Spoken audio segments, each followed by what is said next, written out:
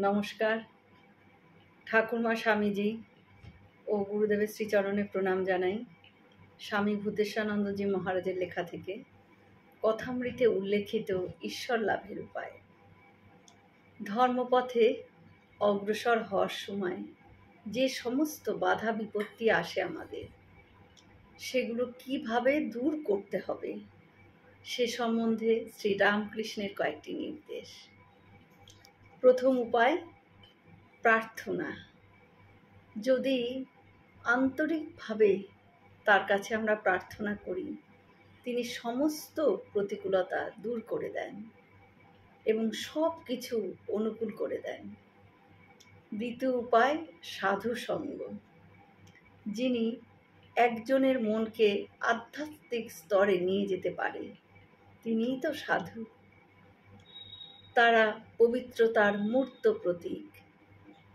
তাদের জীবনের মধ্যে দিয়ে আমরা ঈশ্বরের অস্তিত্ব উপলব্ধি করি।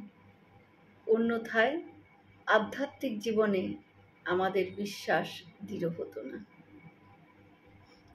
আর তৃতীয় নির্দেশ, মাঝে মাঝে নির্জন বাস। তিনি একটা উদাহরণ দিতেন, যেমন জাল ফেলা হয়েছে পুকুরে, অনেক মাছই জালে পড়েছে। যারা জালে পড়েছে অধিকাংশই পালাতে পারে না, আর পালাবার চেষ্টাও করে না, বরং জাল মুখে করে পুকুরের পাকের ভেতরে গিয়ে চুপ করে গুজরে শুয়ে থাকে মাছগুলো। মনে করে আর কোনো ভয় নেই আমাদের, আমরা এই বেশ আছি। কিন্তু জানে না যে জেলে হরহর করে টেনে ডাঙায় তুলবে। এরাই বদ্ধ জীবের উপমাস্থল।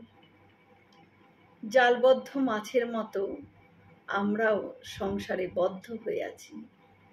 সুতরাং মাঝে মাঝে নির্জনে বাস করে আমাদের জীবনের উদ্দেশ্য সম্বন্ধে চিন্তা করা প্রয়োজন।